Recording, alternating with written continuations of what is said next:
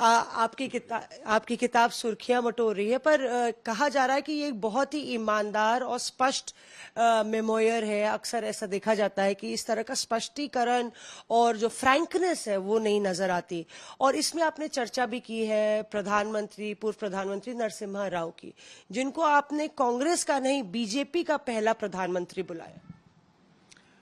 हाँ, मैंने कहा क्योंकि मेरा अनुभव रहा कि सन 90 में जबकि राजीव जी इलेक्शन हार चुके थे और ये तय किया कि सबसे अहम पहला जो कांग्रेस की पॉलिटिकल एक्टिविटी होगी विपक्ष में, वो एक अधिवेशन होगा सांप्रदायिकता पर, जिसको अंग्रेजी में उन्होंने कहा कन्वेंशन अगेंस्ट कम्युनलिज्म।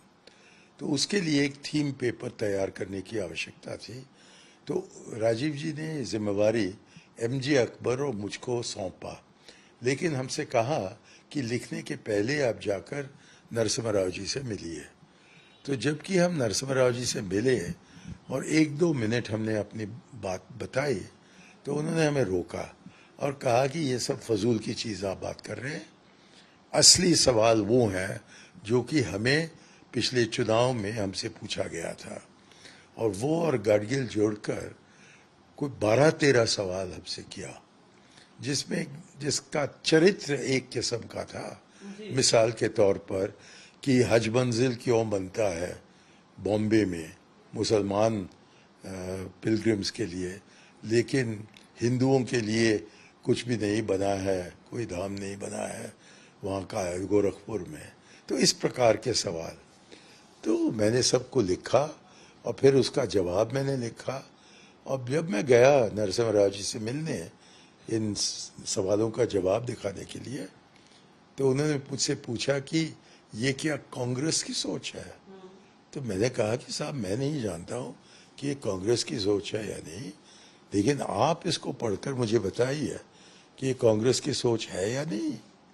तो उन्होंने कहा कि मैं पढ़ने वाला नहीं हूँ, और उसको एक तरफ फेंक दिया। और फिर ये अधिवेशन हुई बिना कोई थीम पेपर। उसके बाद राजीव जी ने सद्भावना यात्रा बहुत जगह अपनाया, और नरसिम्हा राव जी ये कहकर कि हम बहुत बीमार हैं, उसमें वो शामिल नहीं हुए। मैं हर कदम पर मैं राजीव के साथ था और देखा कि कितने सेक्युलर आदमी हैं वो।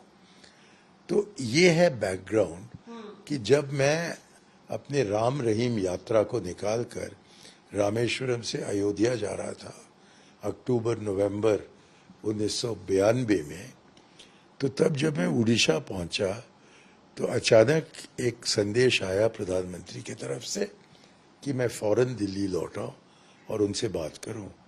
तो जब मैं दिल्ली पहुंचा और उनसे जाकर मिला, उन्होंने मुझसे कहा कि मुझको कोई इतराज़ नहीं है आपकी यात्रा पर, लेकिन जो आप सेक्युलरिज्म के बारे में कहते हो उससे मैं सहमत नहीं हूँ। तो मैंने उनसे कहा कि मेरी सेक्युलरिज्म में क्या गलती है। तो तब उन्होंने एक सेंटेंस बताया जो कि मेरे मन से कभी हटा नहीं है। उन्होंने कहा, Mani, you don't seem to realise that this is a Hindu country. तो मैं चौंक उठा। मैंने कहा कि ये तो भाजपा कहती है, हम तो कहते हैं कि ये एक सेक्युलर कंट्री है जहाँ की अक़लियतों और अक्सरियतों का समान स्थान है, और कि नागरिक होने के नाते हमारे हक और हमारे कर्तव्य एक ही किस्म के हैं। तो ये कैसे हो सकता है कि भारत एक हिंदू राष्ट्र हो। तो तब से मेरे मन में शक आने लगा कि बाबरी मस्जिद के सिलसिले में वो क्या करेंगे। और जैसा हमेशा उन्होंने कुछ नहीं किया। जैसे कि वो गुंबज गिर रहे थे, वो अपने पूजा पाठ में लगे हुए थे। और फिर बाद में जाकर उन्होंने कांग्रेस पार्लियामेंट्री पार्टी में कहा कि ज़माने में जो राजा महाराजा थे वो हमेशा हिंदू संत और साधुओं का राय मशवरा लेते थे, लेकिन जबकि राजा अपना फैसला कर लेता था तो उसके बाद अनुशासन पूर्वक ये साधु और संत उनका समर्थन करते थे। लेकिन उन्होंने कहा कि अफसोस की बात है कि उनसे मैंने बहुत राय मशवरा किया, लेकिन अंत में जाकर वो मेरे साथ सहमत नहीं रहे और अपना इतराज जताते रहे। तो मैंने कहा कि किस किस्म का प्रधानमंत्री है 20वीं सदी का, जो कि राजा राजाओं की बात करता है और साधु संतों को हमारे राजनीति में लाता है। ये तो बीजेपी करती है, संघ परिवार करता है, लेकिन मैंने सोचा कि हम एक सेक्युलर पार्टी है और यही कारण है कि रास्ता खुल गया बीजेपी को आज के दिन सत्ता में आने के लिए। पर इसको लेके जो राजीव गांधी थे उनकी भूमिका को लेकर भी आप ज्यादा खुश नजर नहीं आए। जो शिलान्यास हुआ वहां पे, आपको लगता है कि वो एक गलत फैसला? हाँ, मैंने किताब में कहा है, कल के विमोचन में मैंने कहा कि सबसे बड़ी गलती जो उनकी रही वो ये था कि उन्होंने शिलान्यास करवाया धवन जैसे लोगों के मशवरे पर। लेकिन कोई भी अपना राय दे सकता है, अंत में प्रधानमंत्री को स्वीकार करना है कि उनकी जिम्मेवारी है कि किस निर्णय पर वो पहुंचेंगे। तो मैं किसी और को दोषी नहीं खड़ा करता हूं, मैं राजीव को खुद कहता हूं कि उनको शिलान्यास नहीं करवाना चाहिए था, और वो भी एक चुनाव के दौरान।